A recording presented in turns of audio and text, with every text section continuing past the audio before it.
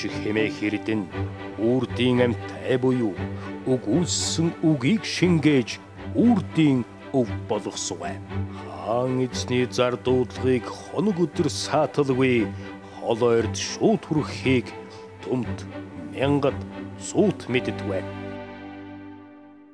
Монгол улсын мэдээллийн шуудан харилцаа холбоо технологийн салбарын түүхийг бүтээлцсэн үе үеийн ахмадууд, инженер техникийн ажилтнууд та бүхэндээ Монгол улсад мэдээллийн шуудан харилцаа холбооны салбар үүсч өгсөний 90 жилийн халуун мэндийг хүргье.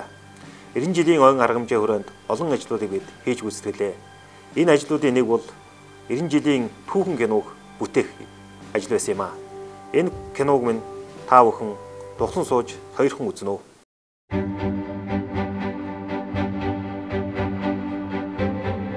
Монгол улс нүүдлийн соёл иргэншлийн олон зуун жилийн түүхийг дамжин хөгжигдсөн төрд ёсыг үүсгэн байгуулж түүний үнэт зүйлсийг үеийн үед залгамжлан хөгжүүлсээр ирсэн.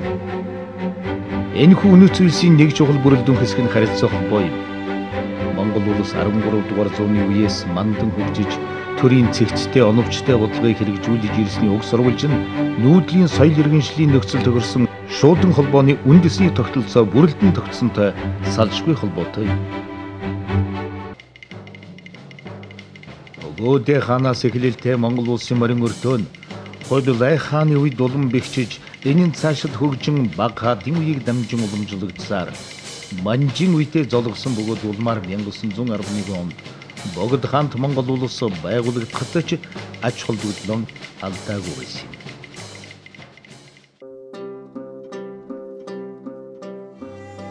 Дарлагдсан монголчууд тэмцэж эрхчлөө тус гар улс гэдгийн албан ёсоор зарлалаа. Энэ бол ардын хувьсгал ёсон түүхэн агшин байсан юм. Энэхүү цаг үе Монголын түүхийн нэгэн чухал үе төдийгүй харилцаа холбооны салбарын түүхийн эхлэл хэсэг байлаа. Харилцаа холбооны үндсэн гол хэрэгсэл болж байсан морин өртөө нь ардын засгийн жилүүдч төрийн чухал алба болж бэхжин хөгжижээ.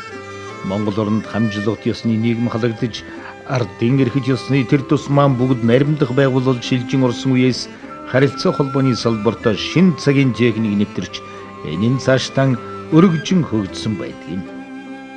Энэхүү шинэ үеийн харилцаа холбооны эрхэж зүйн үндсэн засгийн газрын 1921 оны 7 дугаар сарын 9-ний өдрийн 2 дугаар хурлын тогтоол болон мөн оны 7 дугаар сарын 19-ний өдрийн 6 дугаар хурлын тогтоол зэрэгт анх удаа тусгаалan олсон бөгөөд хууль зүйн ач холбогдол бүхий эдгээр анхны баримт бичгүүдэд урд нь хятадын мэдэлд байсан Монголын харилцаа холбоог улсын мэдэлд авахар тогтоосны дээр шуудан бичиг цахилгаан мэдээний албыг төрийн хамгаалалтанд авч уг албыг эрхлэн хариуцах хорог дотоод яамны дэргэд байгуулахаар тогтсон.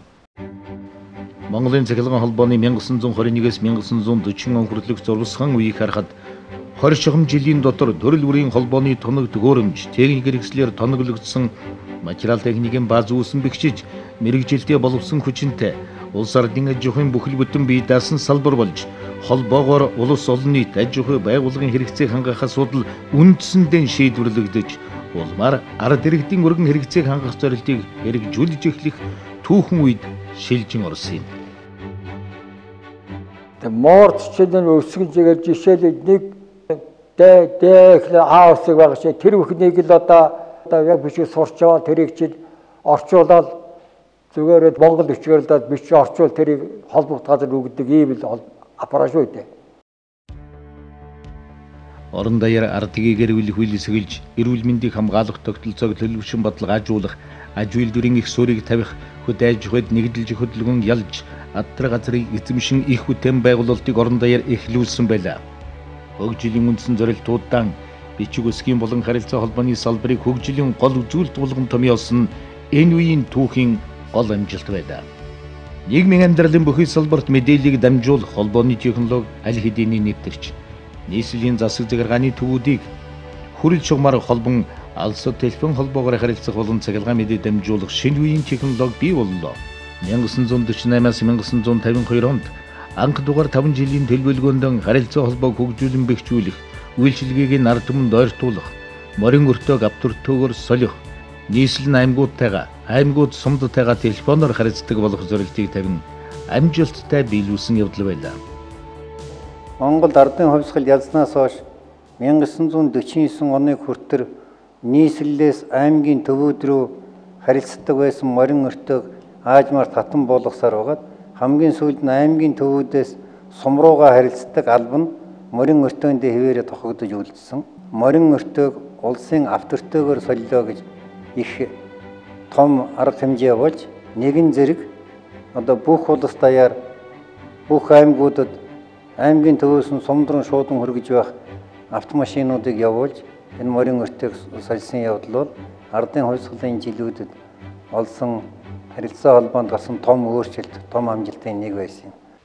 Тэр хүнд жилүүдэд улсын хэмжээний харилцаа холбооны нэгдсэн сүлжээ байгуулж, аймагуудыг цахилгаан мэдээний холбоотой болгож, бага чадлын боловч гар телефон станц, радио үзэл тавьж, алслагдсан зарим аймагуудад холбоо барих радио станц тавьж амжсан байсан юм.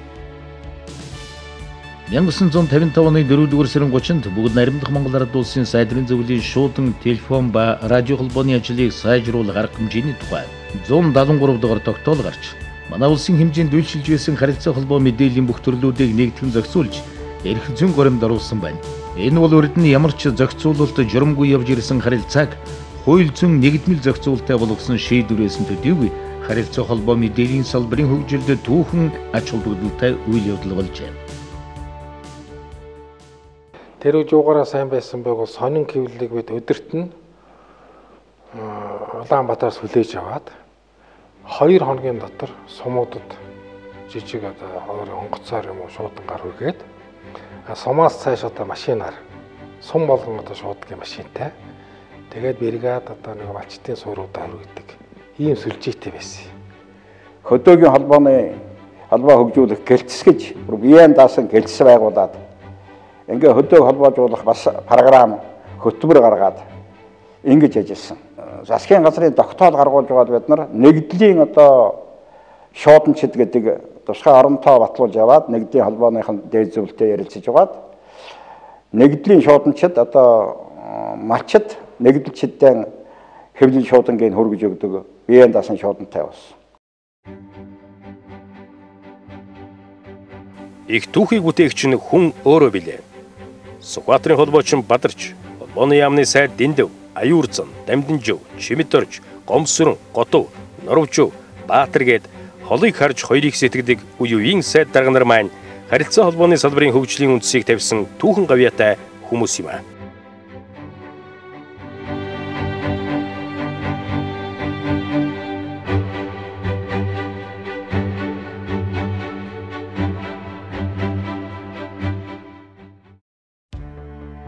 Харилцаа холбооны салбарын хөгжлийн энэхэн үед хонхорт их хүчний радио нэвтрүүлэх станц баригдаж, урт богино долгионоор нэвтрүүлэг дамжуулах чадал эрс нэмэгдэн их орны 408 захист малчин төмөн үндэснийхээ радио нэвтрүүлгийг сонсох болсон өдөртэй бичгээр сураг ажирдаг байсан монголчуудын хувьд тухайн үедээ түүхэн дэвшилийн шинэ үе болж байлаа.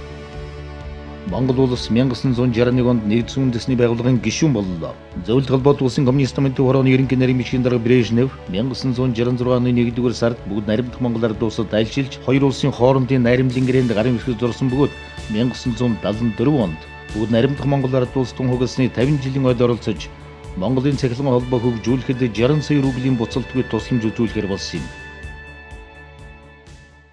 Цахилгаан холбоо араад өргөн нэвтрүүлгийг хөгжүүлэх ерөнхий схем бол 1957-оос 1970 оны хооронд хэрэгжүүлэх ийм одоо том зорилтыг дэвшүүл тавьсан.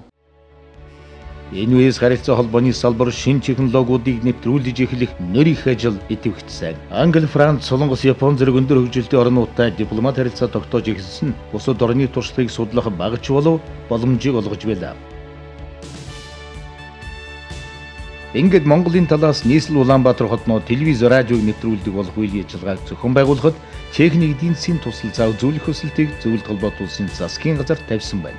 Монголын засгийн газараас тавьсан хүсэлт нааштай шийдэгдэж, Октябрийн хувьсгалын 50 жилийн ойн өмнө Улаанбаатар хотноо телевиз радиогийн нэвтрүүлгийг хүлээн авч үзэж сонсох техникийн боломж бүрдлээ. Иймхүү 1967 онд харилцаа холбооны салбарт томоохон дэвшил гарч телевизийн нэвтрүүлгийн сүрлэг антенн Улаанбаатар хотод сүндэрлэн түүгээр дамжин дуу хоолой дүрс бичлэг үхий анхны телевизийн нэвтрүүлгүүд орон даяар монголчуудад хүрч эхэлсэн түүхтэй. телевизийг үлэр нь Оросууд зүйл тэмрэжлэнгүүд барьж өгсөн юм аа. Бариад төлхөөр гардуулж өгсөн. Төлхөөрийг би хүлээж авсан. Тэгээд ашиглалтанд ороод одоо явж байна. Харилцаа холбоо хорон бүхэнд хүмүүний хэрэглээ болсон тухайн цаг үед техник технологи өдөр болгон шинжилэгдэн өөрчлөгдсөөр тунчиг удалгүй Монгол орон сансрын холбооны станц байгуулж олон улстай харилцахын хамт радио телевизийн нэвтрүүлгийн солилцдог болсон юм. Ер нь манай холбооны салбар бол ямар ч нийгмийн үед хамгийн тэргүүлэхийг нэнд явдаг. Яагаад гэвэл холбооны хөгжил бол дандаа тоног төхөөрөмжийн шинжилгээг шаардж байдаг. Хүний оюун ухааны хөгжлийг шаардж байдаг. Энийгээ дагаад холбоочин хүмүүс бол байнга өөрийгөө хөгжүүлж, өөрийгөө одоо тордож ингэж явдаг мэрэгжил учраас холбоочдын ажил амьдрал өөдрөг байдаг юм аа. 1990 оноос манай улс нэг нийгмийн тогтолцооноос нөгөө нийгмийн тогтолцоо руу огцом шилжиж нийгмийн хуучин тогтолцоо задран унахын хэрээр улс ардын аж ахуй үйлдвэрүүд эзэн гүйдэж эхэллээ. Шилжилтийн энэ цаг үеийн сүүлээр нийгмийн бүхий л салбарт тусаж байсан ч мэдээлэл харилцаа холбооны салбар үүнийг тойрч гарч чадсан юм. Харилцаа холбоо гэдэг тухайн улсынхан оршин тогтнохын гол үндэс зүрх судсан болдог учраас тухайн салбарыг хөгжүүлэх дэвшилтэд бодлогыг Монгол улсын 4-р үндсэн хуулинд шигтэн оруулж чадсан цаашдын хөгжилд баггүй нөлөө үзүүлжээ.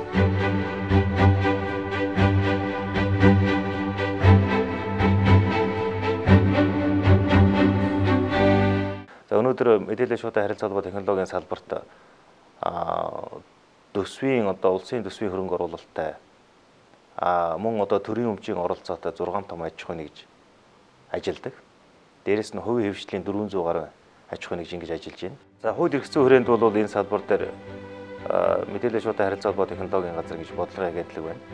Дээрээс нь харилцаа холбооны зохицуул хороо гэж энэ салбарын зах зээл дээр үйл ажиллагаа явуулж байгаа компаниудын хоорондын үйл ажиллагаа зохицуулдаг. Эрх зүйн хувьд нь зохицуулдаг, үн тарифын хувьд зохицуулдаг, шудраг өрсөлдөөнийх нь хувьд зохицуулдаг ийм байгууллага ажилладаг. Мэдээлэл харилцаа холбооны үндэсний ассоциац бол салбарын олон нийтийн байгууллага. Энэ бол салбарынхаа эрх ашигыг хамгаалах, технологийн хөгжлийг илүү хурцгах, бодлогын чиглэлд санал гаргах, ер нь салбартаа хэрэгтэй зүйлийг л хийхин төлөө зорж ажиллаж байна. Одоогийн байдлаар ассоциацид нэгдэн үйл ажиллагаа явуулж байгаа нэлээд олон салбарын томоохон байгууллагууд, үйлчлэг эрхлэгч компаниуд, төрийн хувийн байгууллагууд ажиллаж байна. Энэний эцсийн бидний үр дүн бол хамтын хүчээр л хөгжлийн одоо манлай төрөх, улам илүү ихийг бүтээх ийм л зорилготойгоор ажиллаж байна.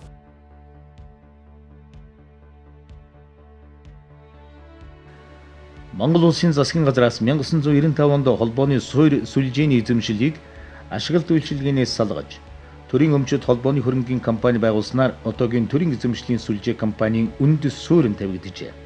Өдгөө 3 том хот 21 аймагт салбар нэгжтэй 1400 гаруй инженер техникийн ажилтан албан хаагчтай 340 гаруй сум суурин шинээр шилэн кабель татах, шин техник технологи нэвтрүүлэх, сүлжээний ашиглалт үйлчилгээний чанарыг сайжруулах байнгын найдвартай ажиллагааг хангах зорилготойгоор ажиллаж байна. Тэртээ 1921 оны ардын хувьсгал өрнөсөн цаг үеэс мэдээлэл харилцаа холбооны салбарын анхаагч болох Монголын цахилгаан холбоо компани түүх бичигддэг. 1990 оноос Е10 тон станц суурилуулсан. 2007 онд суурин холбооны дараа үеийн NJN станцыг суурилуулж утасгүй холбооны F зон үйлчилгээг улс орон даяар хүргэсэн гэд технологийн дэвшилийн араараасан хөвөрсөн он цагууд өнгөрчээ. Өнөөдөр Монголын цахилгаан холбоо компани Улаанбаатар хотод ашиглалт үйлчилгээний 5 салбар, аймаг орон нутгийн 23 холбооны салбартай нийтдээ 1377 ажиллагчдаагаар их орны өнцөг улам бүртээ суурин болон утасгүй холбоо, интернет, улс хоорондын ирээ, таксфон, кабелийн телевиз, мэдээллийн лавлгаа гээд харилцаа холбооны цогц үйлчилгээг хүргэж байна. Өнөөдрийн Монгол улсын шуудангийн солилцооны байдал, хүн амын байдал, газар нутгийн